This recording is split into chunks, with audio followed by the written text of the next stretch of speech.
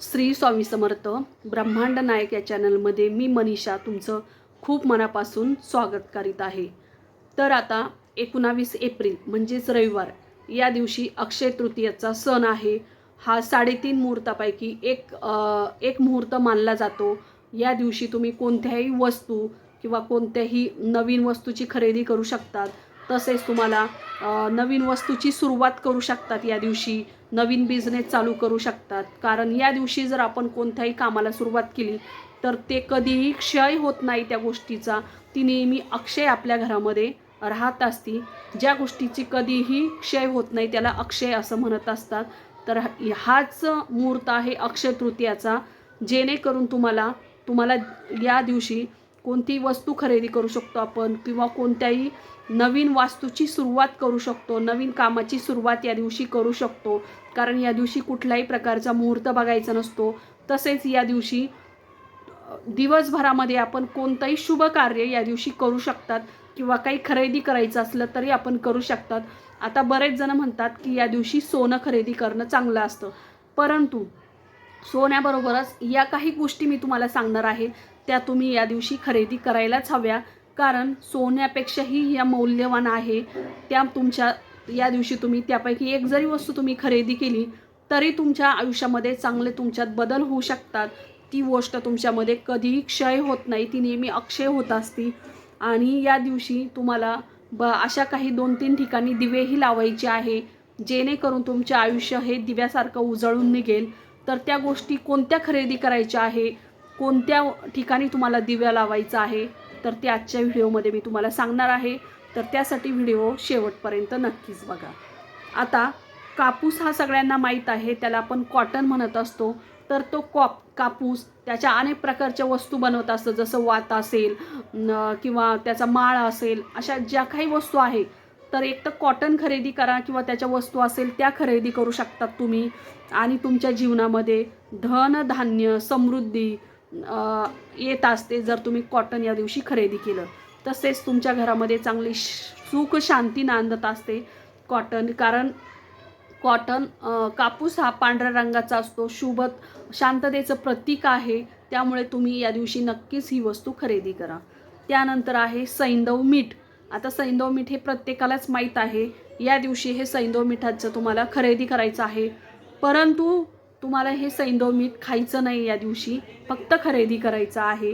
त्यामुळे तुमच्या जीवनामध्ये जी कटुता आहे तर ती निघून जात असती, शांतता तुमच्या जीवनामध्ये येत असते.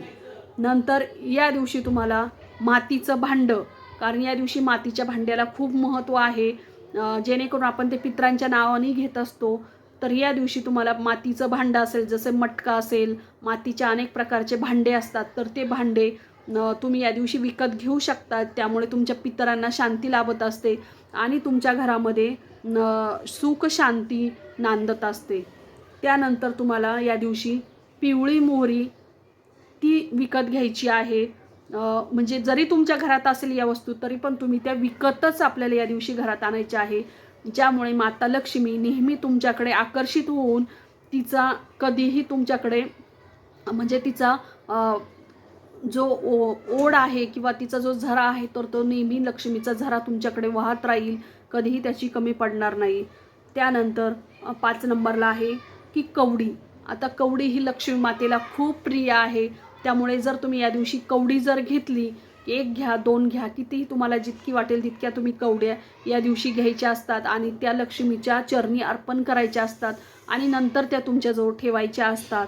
कारण या दिवशी कवडी घेणं खूप शुभ मानलं जातं आणि त्या माता लक्ष्मीला अर्पण करायच्या. नंतर तुमच्या तिजोरीमध्ये ठेवा, तुमच्या देवघरामध्ये ठेवा. तर या वस्तू जर तुम्ही खरेदी केल्या, यापैकी एक जरी खरेदी केली तरी तुमचं चांगलं तुमच्या आयुष्यामध्ये खूप सारे बदल, बऱ्याचशा ह्या गोष्टी खरेदी करतात. हे बऱ्याच लोकांना माहीत नसतं. तुमचं नशीब आहे की मी तुम्हाला आज व्हिडिओद्वारे तुम्हाला सांगत आहे. आता त्यानंतर या दिवशी तुम्हाला अशा ठिकाणी दिवे लावायचे आहे, तुमच्या घराच्या या ठिकाणी लावायचे आहे. तर त्या कोणत्या ठिकाणी तुम्हाला दिवे लावायचे, तर सगळ्यात आधी तुम्हाला किचनमध्ये एक दिवा लावायचा आहे, जो मातीचा असेल, मातीची पंती असेल किंवा पिठाचा असेल, कोणताही दिवा तुम्हाला या ठिकाणी लावायचा आहे. त्यामध्ये जे कडू तेल असतं किंवा मोहरीचं तेल असतं तर ते टाकून हा दिवा लावायचा आहे.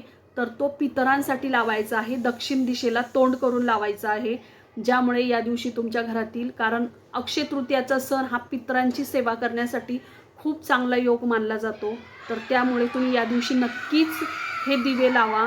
आणि पितरांचा आशीर्वाद जर तुमच्यावरती असेल तर तुम्हाला कोणतीहीच गोष्ट अशक्य नसणार आहे. तुमचे कामही सहजपणे होऊ शकतात.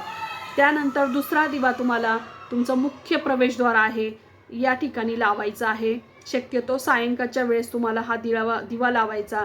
त्यामध्ये काळे तीळ टाकायचे आहे, मोहरीचं तेल टाकायचं आहे आणि कडू तेल असतं तर तेही या ठिकाणी टाकायचं आहे आणि तो प्रार्थना करून तो दिवा तिथे प्रज्वलित करायचा आहे.